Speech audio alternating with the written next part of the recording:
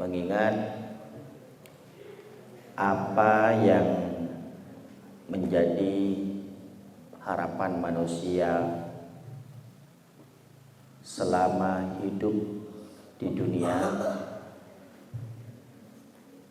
ini yang perlu kita pertimbangkan dan kita pikirkan, bahwa apa yang kita rasakan saat ini adalah merupakan fadl atau anugerah atau nikmat dari Allah Subhanahu wa taala. Betul apa tidak? Siapa yang merasakan tidak merasa diberi nikmat oleh Allah?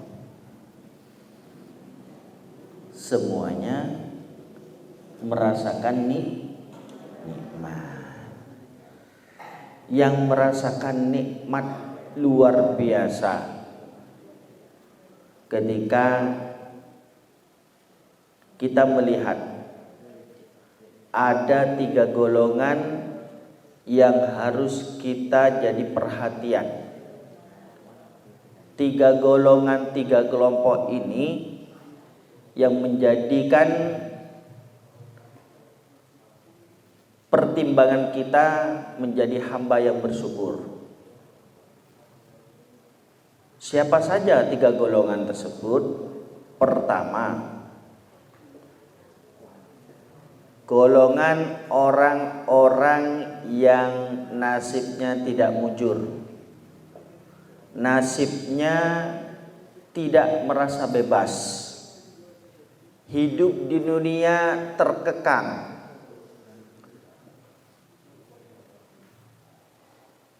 Mereka yang berada di belakang jeruji besi. Paham? Kelompok yang pertama siapa? Mereka yang berada di jeruji besi. Ini kelompok yang pertama. Mereka yang berada di tahanan tidak bisa merasakan nikmatnya ada di luar bebas. Bisa jalan-jalan, bisa makan sebebasnya, bisa ketemu siapa saja. Tapi kalau sudah ada di tahanan, maka mereka tidak akan sebebas-bebasnya bertemu dengan siapa saja. Mau keluar pun juga terbatas. Nikmat mereka terkurangi. Ini yang kelompok pertama. Kita berada di mana ini? Di luar?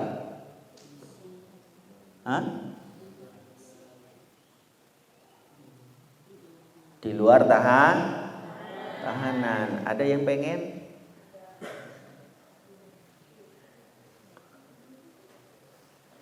Tahanan itu siapa saja? Ya macam-macam. Dari semua kalangan. Ya. Yang berada di tahanan Medaeng, Surabaya, itu rata-rata anak-anak.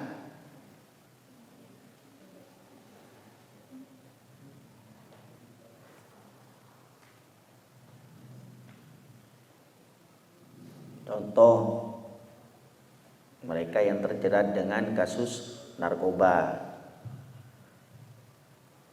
ada yang pembunuhan,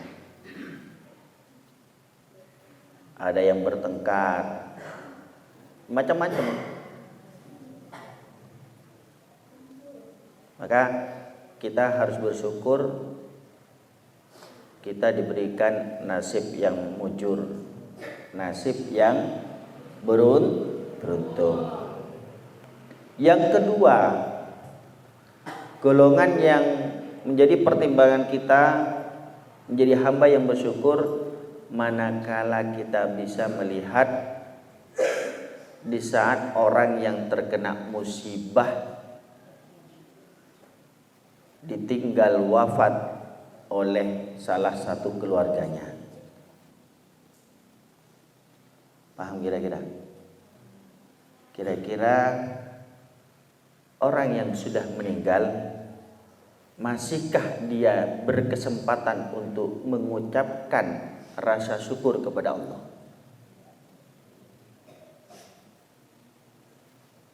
Adakah kesempatan untuk mengucapkan alhamdulillah bagi orang-orang yang sudah meninggal?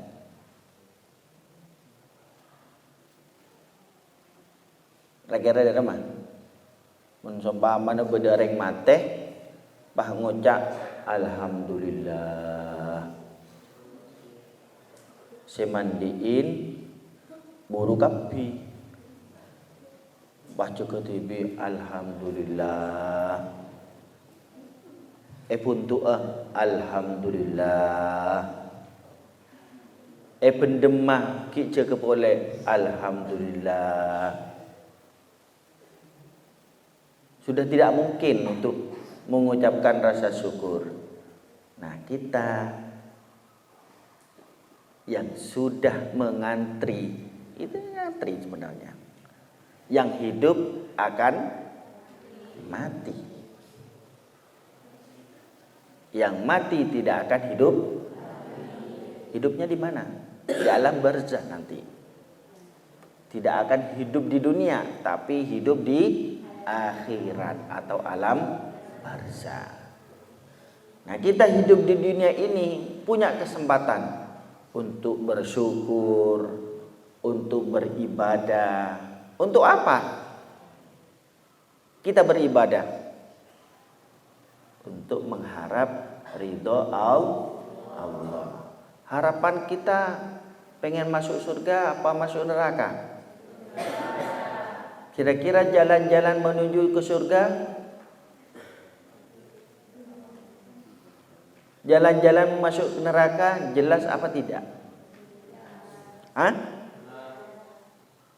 Jelas bagi orang yang paham. Tidak jelas bagi orang yang tidak paham. Udah tahu itu halal, kok nggak dikerjakan? Malah yang haram yang dikerjakan. Berarti dia itu pura-pura tidak tahu. Kalau sholat itu adalah perintah langsung dari Allah, malah tidak sholat. Berarti apa yang kita pilih? Mau.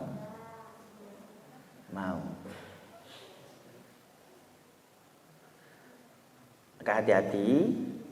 Nih, kalian itu kan belajar agama, belajar di sekolah untuk menghilangkan kebodohan. Jadi tahu, diberikan petunjuk oleh guru, diberikan nasihat oleh ustadz agar kita selamat di dunia dan juga selamat di akhirat.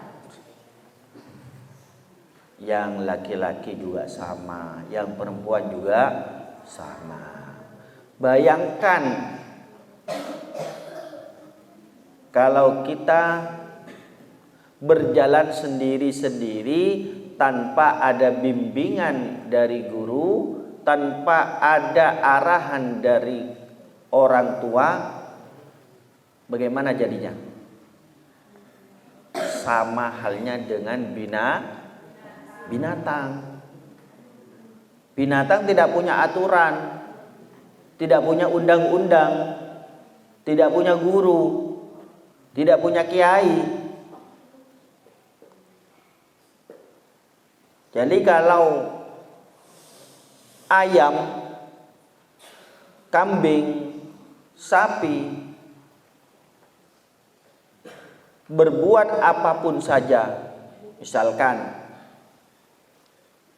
ketika ayam itu bertelur kemudian beranak pinak, kemudian anaknya itu gede, bisa jadi anaknya yang laki-laki yang jantan itu mengawini sang ibu karena tidak ada aturan.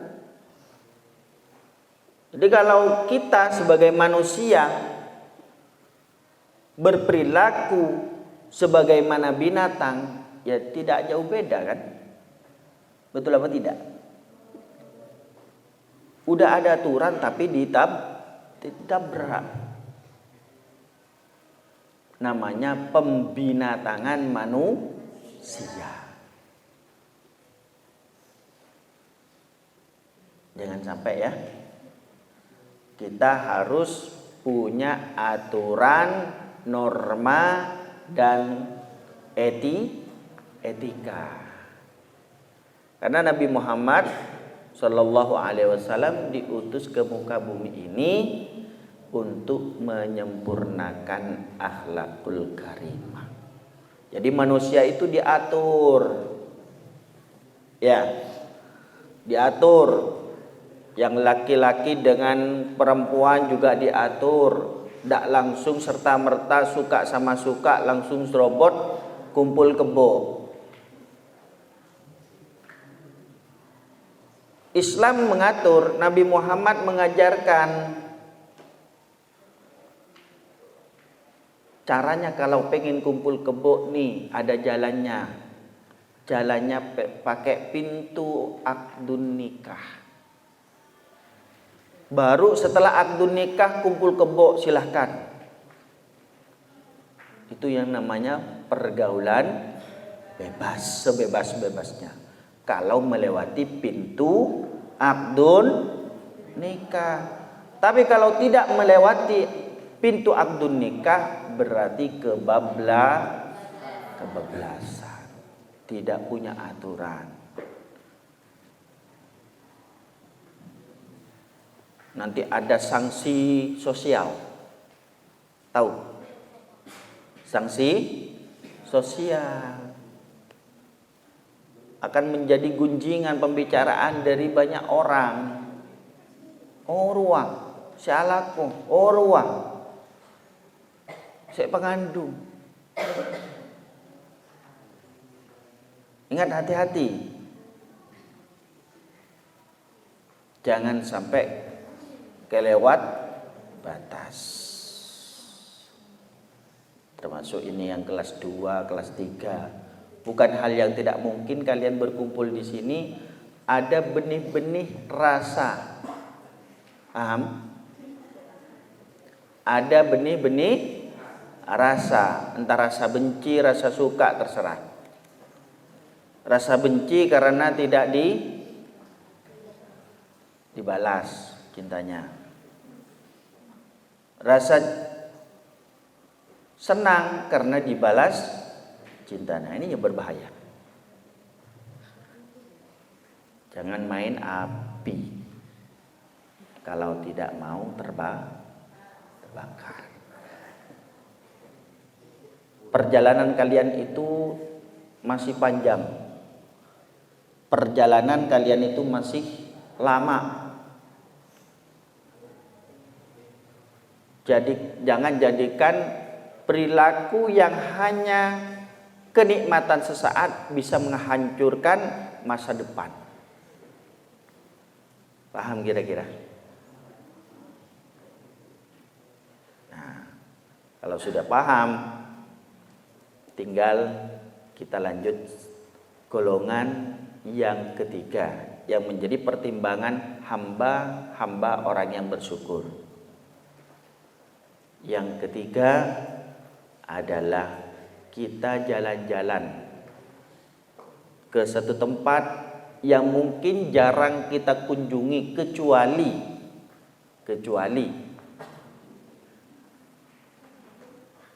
keluarga kita ada di tempat itu. Apa? Rumah sakit. Rumah sakit adalah tempat orang-orang yang sehat. Betul? Hah? Rumah sakit adalah tempat orang-orang sakit. Tapi di luar negeri, di Malaysia itu beda, rumah sehat. Kalau di Indonesia rumah sakit. Kalau di Malaysia itu rumah sehat, rumah untuk sehat. Kalau di sini Di Indonesia rumah sakit tempatnya orang-orang sakit. Ya sakit melulu.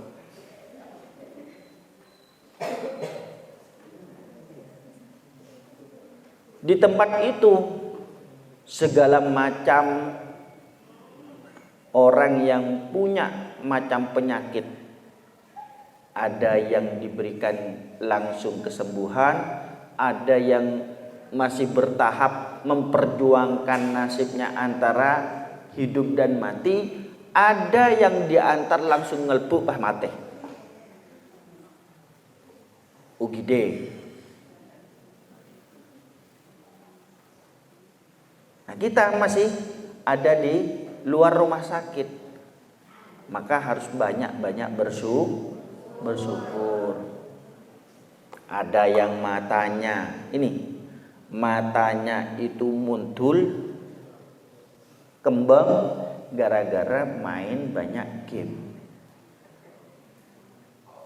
sering megang HP, sehingga radiasi HP itu menyebabkan mata itu panas, bengkak, kemudian merah, keluar darah, sampai mata itu keluar, harus diperban. Akibatnya apa? Buta. Nah, kita yang masih diberikan kesehatan harus banyak-banyak bersyukur.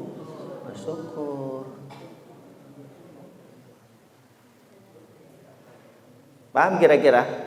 Dari 3 golongan. Golongan yang pertama apa? Ada yang ingat?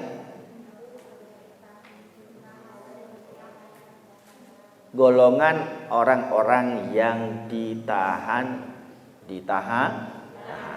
Yang kedua,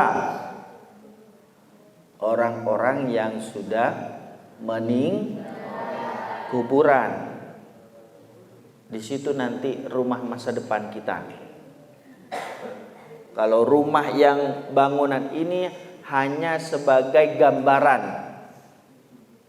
Rumah yang kita tempati lebarnya misalkan 10 kali 10, itu gambaran di dunia. Bahannya hampir sama dengan yang ada di kuburan. Semuanya dibuat dari tanah. Paham? Nanti ketika kita sudah berada di liang lahat, tidak ada yang namanya jendela, tidak ada yang namanya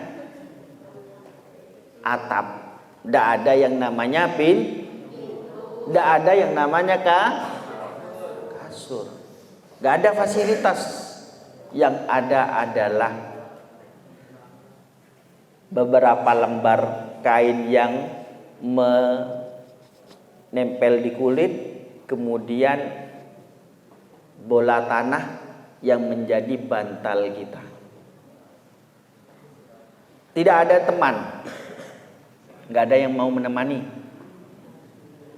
Hatta orang tua pun, hatta saudara pun, hatta istri dan anak, tidak ada yang mau menemani.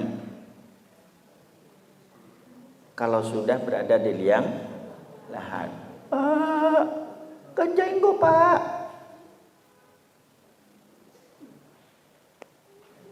Bapakmu meninggal, mau kamu tidur? Ini harus pikirkan. Ibumu meninggal, mau kamu? Udah tidak ada kesempatan. Maka harus bersyukur yang punya orang tua. Harus diladeni, harus hormat, harus berbakti. Ini mumpung punya orang tua, baru kalian akan merasakan penyesalan ketika sudah tiada. Paham? Yang ketiga, kelompok orang-orang yang berada di rumah sakit, yang diinfus di hidung, ada yang sampai masukin selang ke mulut karena tidak bisa ngunyah sendiri. Jadi selang untuk makanan itu pakai yaitu bantuan. lewat selang, mau makan lewat selang.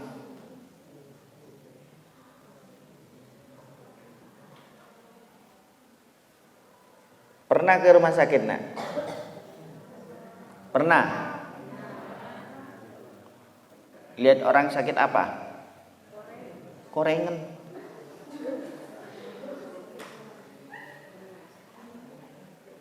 Banyak macam ya. Ada yang di ICU,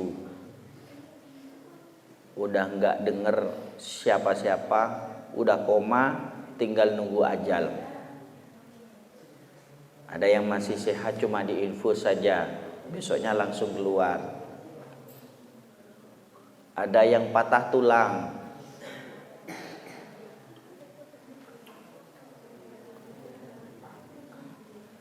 Jadi 3 hal ini yang perlu kalian perhatikan, bahwa kita harus banyak-banyak bersyukur kepada Allah. Mudah-mudahan kita terus diberikan kesehatan zahir dan batin, dan diberikan usia yang berkah yang bisa mendekatkan diri takwa kepada Allah Subhanahu wa taala. Sekian dari saya ucapkan selamat yang akan menempuh ujian kelas 3 ya. Ujian apa? UKK. Ya. Dan selamat juga menyambut bulan suci Ramadan. Mudah-mudahan diberikan kekuatan di dalam melaksanakan puasa Ramadan dan bisa menunaikan sholat tarawih dan witir bersama. Sekian dari saya, wabillahi taufiq wal hidayah. Wassalamualaikum warahmatullahi wabarakatuh.